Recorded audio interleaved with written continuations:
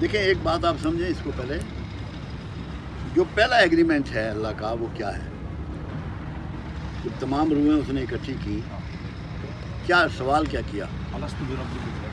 الستو بے کیا میں ہی تمہارا رب نہیں ہوں؟ سوالیہ سب نے کہا کالو بلا، کالو یعنی کہا بلا، اوکے تو ہی ہے۔ الہ کی تو اس نے بات نہیں کی، رب کا بدل گیا، رب نے جو رب ہوتا ہے وہی الہ بنتا ہے، یاد رکھیے گا، اسی کو معبود بنایا جاتا ہے۔ اگر یہ دفتر آپ کا رب بن گیا نا تو آپ کا الہ بھی یہی ہے۔ واہ واہ واہ، سبحان اللہ سبحان اللہ سبحان اللہ، میری بات آپ سمجھ رہے ہیں؟ سبحان اللہ۔ اب کہاں سے ہندوؤں نے گنیش کو رب بنا لیا؟ کیونکہ اس سے خوف آیا، رب سے خوف اور لالچ، یہ دو چیزیں جڑی ہوئی ہیں۔ جب آپ اللہ کے علاوہ کسی سے لالچ رکھتے ہیں یا کسی سے خوف رکھتے ہیں، وہی آپ کا رب ہے، وہی آپ کا رب اور وہی الہ آپ کا بن گیا، بے شک پہلے رب بنے گا پھر وہی الہ بنے الہ گا۔ بن گیا۔ واہ واہ واہ اتنی سی بات ہے واہ واہ واہ، کہ خوف اور لالچ اس کے علاوہ کسی سے نہیں جوڑنا، جس سے جوڑو گے وہی تمہارا رب ہے، وہی تمہارا الہ بن جائے۔ وہ جیسے قرآن نے کہا کہ انہوں نے کوئی اپنی سانپ کو بنا لیا دیوتا، ہاتھی کو بنا لیا، ہاتھی کو بنا لیا، برگد کے درخت کو بنا لیا، جس سے فائدہ ہوا، یعنی کہ لالچ، سورج کو بنا لیا، چاند کو بنا لیا، چاند کو بنا لیا یا خوف ہوا۔ واہ واہ سبحان اللہ۔ اس لیے تمام خوف اس سے رکھنے ہیں، تمام لالچ اس سے رکھنے ہیں، ڈیمانڈ اس سے رکھنی ہے، کسی اور سے ڈیمانڈ نہیں رکھنی۔ تو اسی لیے کہا گیا کہ مخلوق سے ڈیمانڈ نہیں رکھنی، مخلوق سے آرزو نہیں رکھنی۔ جب مخلوق سے آرزو رکھتے ہو تو وہ تمہارا رب بن جاتی ہے اور وہ اسی کی تم پوجا کرتے ہو۔ اللہ کہتا ہے کہ سب سے زیادہ پوجا تو اپنی خواہش نفس کے کرتا خواہش ہے، نفس کی، واہ واہ، کیونکہ اس میں جو تمہاری خواہشیں ہیں نا ان کو ہر قیمت پہ پورا کرنا چاہتے ہو۔ جس کی بات ہر قیمت پہ پورا کرنا چاہتے ہو وہی تو رب ہے۔ واہ واہ واہ واہ، بابا جی یہاں قرآن کی آیت میں آپ سے الا ان اولیاء اللہ لا خوف علیہم ولا هم يحزنون، یعنی اللہ کے علاوہ نہ انہیں کسی کا خوف ہوتا ہے اور نہ حزن ہوتا ہے، اور یہی معبودیت ہے۔ اب دیکھیں نا اس میں دو چیزیں کہی گئی، ایک خوف کہا گیا کہ حزن کہا گیا۔ حزن ہے، خوف یہ ہوتا ہے کہ کیا ہوگا، مستقبل کے حوالے سے خوف ہوتا ہے کہ میری جائیداد جاتی رہے گی، میری صحت جاتی رہے گی، میرا یہ ہو جائے گا، میرا خوف۔ حزن ہوتا ہے ملال کرنا کہ یہ ہوتا تو یہ ہو جاتا۔ ہاں ہاں ہاں، یہ ماضی اور مستقبل دونوں کو اللہ نے بیان کیا۔ کیا بات ہے، کیا بات ہے، کیا بات ہے، حزن کہتے ہیں ملول ہونے کو، ملول کہ یار میرے پتر نے 3 نمبر ہو رہا ہوں تو انہیں میڈیکلی داخلہ مل جائے، یہ حزن ہے۔ اور خوف یہ ہے کہ کل کو اس کا ویزا لگے گا کہ نہیں لگے گا۔ تو اولیاء اللہ جو اللہ کے دوست ہیں، اللہ کے دوست کس کو کہا ہے قرآن نے؟ دو دوستی ہیں، ایک حزب شیطان ہے، ولی شیطان ہے، ایک ولی اللہ ہے۔ جو شیطان کے کام کو پروموٹ کر رہا ہے وہ شیطان کا دوست ہے، جو اللہ کے کام کی بڑھاوے کے لیے کام کر رہا ہے وہ اللہ کا دوست ہے۔ اس میں یہ نہیں ہے کہ اس کو کرامات دی گئی ہیں، اس کو کرامات نہیں دی گئی، واہ واہ واہ، نہیں، اس کا کوئی تعلق نہیں اس بات سے۔ یہ تو یہ ہے کہ اس کا فنکشن کیا ہے، کیا وہ دین کو پھیلانے کے لیے، دعوت دین کے لیے کوئی کام کر رہا ہے تو پھر تو ولی اللہ ہے، اگر وہ نہیں کر رہا تو پھر وہ ولی اللہ نہیں ہے۔ نہیں، واہ واہ، اس میں یہ کوئی تخصیص نہیں ہے کہ وہ ہوا میں اڑ رہا اڑ کے ہے، دکھائے گا، نہیں، تیر کے دکھائے گا، اس کا رویہ ہے جو کچھ بھی ہے۔ رویہ ہے جو کچھ۔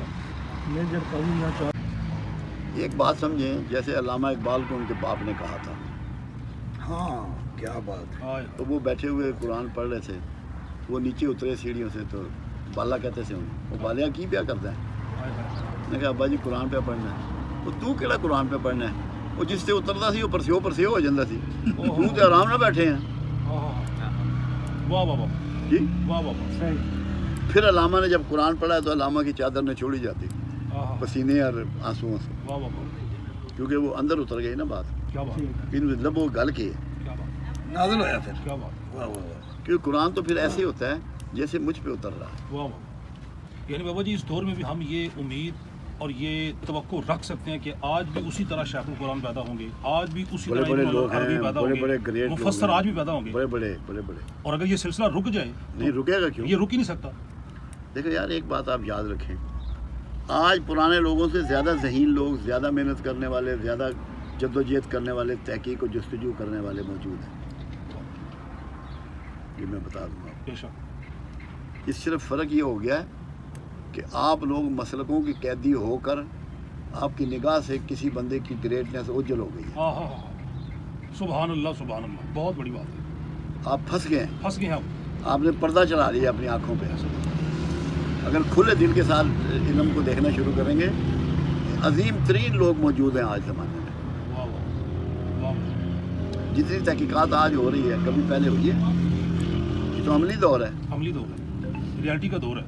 ریالٹی کا دور ہے. مانتے ہیں. اس لیے یہ کبھی بھی نہیں, علم آگے بڑھتا ہے پیچھے نہیں جاتا. بے شک بے شک. روشنی آگے بڑھتی ہے پیچھے نہیں نہیں جاتی. جاتا. روشنی بڑھتی چلی جا رہی ہے, اللہ کا نور پھیل رہا ہے. لوگ یہ الگ بات ہے کہ آپ کسی کو مسلمان سمجھ رہے ہیں, کسی کو کافر سمجھ رہے ہیں. آپ دیکھیں وہ کر کیا رہا ہے. اس کو یہ پتہ ہی نہیں ہے کہ میں اللہ کے کتنا قریب ہو گیا ہوں, کیا کیا کام کر رہا ہوں. بندے کو بھی ادراک نہیں ہے. کام انوکھے کر رہا ہے انسان. جتنا سائنس اللہ کو پروو کر رہی ہے کوئی اور چیز کر سکتی ہے. کیا بات ہے, کیا بات. سائنس سے پروو ہوتا چلا جا رہا ہے. قرآن پروو ہو رہا ہے, اسلام پروو ہو رہا ہے, اللہ پروو ہو رہا ہے. بابا جی اکثر ذہن میں آتا ہے یہ جو اسپرچلز ہے, روحانیت ہے, بہت آؤٹ کلاس ہے, بہت آؤٹ کلاس ہے. تزکیہ نفس کرتی ہے, روح پاک کرتی ہے. اور وہاں بھی روحوں سے ہی کہا گیا لستو بربکم, اور یہاں آ کے روح کی پاکیزگی کے لیے آخر وسلم اور پھر کتاب. آخر کیا وجہ ہے ہمارے ممبر و محراب سے روح کی پاکیزگی کے حوالے سے اس کی محنت کیوں نہیں سامنے؟ یہ صوفیہ کے حصہ میں کیوں آگے تھا کچھ؟ نہیں ایسی یہ بات ایسی نہیں ہے. اس کو ذرا سمجھنے کی ضرورت ہے. سارے بندے کیا گہرائی میں اترنے والے ہوتے ہیں؟ عام آدمی جو ہے, جو عام عالم ہے, جو عام قرآن کا قاری ہے, اس کے پاس تحقیقات نہیں ہوتی. تحقیقات والے کچھ لوگ ہوتے ہیں دنیا میں جن کو حصہ ملتا ہے. ایک تو قرآن نے اس کو ہمیں سمجھا دیا. قرآن کہتا ہے نیک کبھی کثرت میں نہیں ہوں گے. کہتا ہے کہ نہیں کہتا؟ اکثریت کا ذکر ہے تو پھر جہالت کے ساتھ. اس لیے وہ تھوڑے ہی لوگ ہوں گے تھوڑے جو لوگ. ورک کرنے والے ہوں گے, جو غوطہ دن کرنے. واہ واہ واہ. کیونکہ ہر ایک کو تو غوطہ لگانا آتا ہے. اس لیے اگر آپ یہ چاہیں نا کہ کثیر تعداد میں یہ علم اس طرح بکھرا ہوا ہو تو یہ سسٹم کی نفی ہے. یہ بالکل ایسے ہی ہے. شہد کتنا کہ اکٹھا ہوتا ہے, سفسٹیکیٹڈ اور اعلیٰ ترین چیز ہے. شفا بھی ہے, مٹھاس بھی ہے, سارا کچھ ہے. اور کوڑا کتنا ہوتا ہے, بہت زیادہ. سبحان اللہ. یہ بات آپ سمجھ. سبحان اللہ. سبحان اللہ. تو شہد جو ہے وہ تھوڑا ہوتا ہے, وہ تھوڑا ہی رہے گا, ورنہ اس کی عزت بھی توقیر ہی ختم ہو جائے گی. اور اتنی کثیر تعداد میں گلی گلی محلے نکڑ پہ اللہ نے اپنے رسول کو قرآن میں کہا کہ اے محمد صلی اللہ علیہ وسلم تو نے کثرت والوں کے پیچھے نہیں چلنا. ہاں ہاں. واہ واہ. کیوں؟ کثرت کو اللہ کہہ رہا ہے کہ کثرت کبھی نیک نہیں ہوگی. جمہوریت کی انٹائر نفی ہے قرآن. واہ واہ واہ واہ واہ واہ. انٹائر نفی ہے. مجھے انہوں نے پوچھا کسی نے, میں نے کہا دیکھو یار بنیاد دیکھو, اسلام کی بنیاد تقوی پر ہے, کوالٹی پر. جمہوریت کی بنیاد تعداد پہ ہے. ہاں ہاں. جی عجب طرز جمہور ہے جس میں بندوں کو گنا جاتا ہے, تعداد ہی ہے نا, اللہ نہیں جاتا ہے. ایسے ہی کوالٹی تو نہیں ہے, کوانٹٹی ہے نا. کوانٹٹی ہے, بنیاد ہی تبدیل ہو گئی. بنیاد بدل. بس اکثریت جہاں ہوئی. ورنہ ایک پیغمبر ہوتا ہے پورے زمانے میں, اور باقی سارے جو ہیں وہ اس کے تحت ہوتے ہیں. تو پھر جمہوریت اگر ہو تو پھر وہ خالی مطلب ہے وہ جو تعداد میں تعداد میں پھر وہ حق پہ ہونا, وہ حق پہ. وہ حق پہ ہوتا ہے پیغمبر. ایسے ہی ایسے ہی. تو اسلام میں فکر نہیں ہے, فکر نہیں ہے. کوانٹٹی دیکھی جاتی ہے, قابلیت دیکھی کوالٹی. کوالٹی دیکھی جاتی ہے. بس کوالٹی. کوالٹی دیکھی جاتی اسلام کا مطلب ہی کوالٹی ہے, ہے. جس کو تقویٰ کہا گیا. تقویٰ.